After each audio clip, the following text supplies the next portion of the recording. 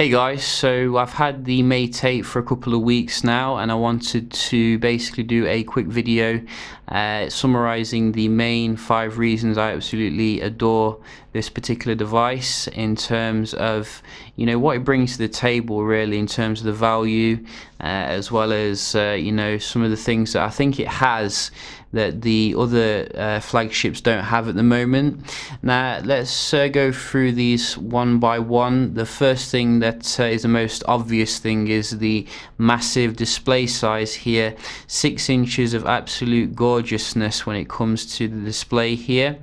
It's not a 2K display, it's a full HD display, but the actual content and the experience when like web browsing and doing stuff on it is unparalleled. Even with the Samsung's latest Galaxy devices, they feel rather small still compared to the Mate 8. It just feels absolutely beastly. Like, if you want to go to a full screen web page, the combination of the speed as well as the amount of content you can fit on here, absolutely unparalleled multimedia experience. Also, your gaming benefits from having this extra space here, so you'll notice that it's very easy to go into something and get some good gaming on, whereas I don't feel the same like on the iPhone kind of proportions, really. That also extends to video watching as well. The massive 4000 mAh battery will allow you to do this as much as you want if you're on like a train or something. So this is a multimedia powerhouse, really, when it comes to that. And the next reason I do really enjoy this device is the actual battery life, which I did just mention is 4000 mAh. Now, after owning this after a couple of weeks, I think I've only charged it like twice. That's how good the battery life is here. It's absolutely amazing. I think it's a combination of the Kirin 950 processor in there, as well as the battery the battery capacity, as well as the technology of the screen, which isn't a 2K display. So if you're looking for a device which goes days and days and days without having to be charged, this is your man here. This is like up there with, I think, the best, really. You do also have more stuff as well to make it even better if you want even better kind of battery capacity is hidden somewhere in here. So that is also quite nice, but I've never had to actually use any of them. So battery is amazing. Obviously has a quick charge technology as well, which gets it up to full very fast.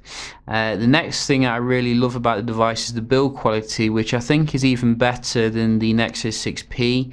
Nexus 6P is beautiful in itself, but this has some even more nice touches to it, such as this kind of texture here on the edges.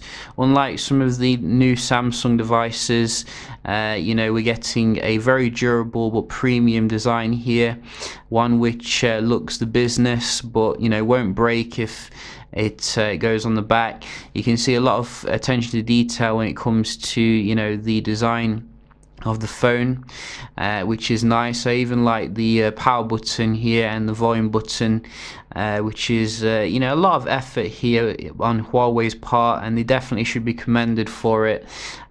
So other than that, there are some other things that I do enjoy. The actual experience of the actual speed of the device. Now, I have done some speed tests with the Note 5 as well as some last gen kind of things, and this is just a beast of performer when it comes to doing day-to-day stuff.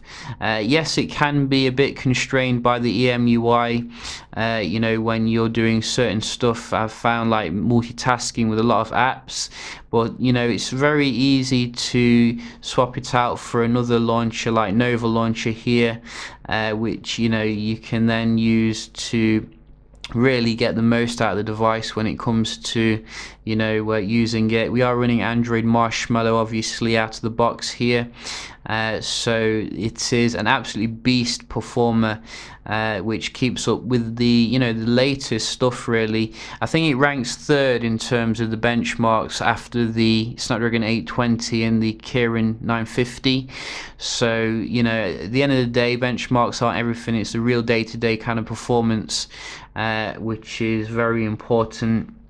And also, I do enjoy the little smart gestures that Huawei have put in to the device to make it, you know, a little bit easier to use here if you have small hands. Like for example, the, you know, the one-handed UI. There's also some nice things such as this floating dock here. So it feels like a really powerful kind of multimedia device. You know, that you really could do with going out and about. So, you know, I've been very impressed with the overall experience here, but the icing on the cake, I think, is the price of the device. It's not as expensive as, like, you know, some of the higher end handsets here. I did call this a budget device in another video, but probably not a budget device. But compared to some of the other flagships, you know, it's very affordable. For, I think you're getting 32, 64 or 128 gig variants, which I think the 32 gig variant is very good price where I am, about 300 odd.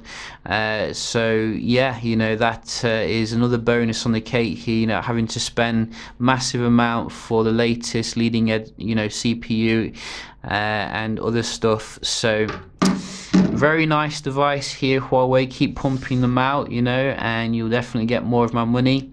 Hope you enjoyed the video. I might do another video on the things which aren't so good about the device if anyone's interested. But yeah, just a quick video here, and I'll see you in the next one. Cheers.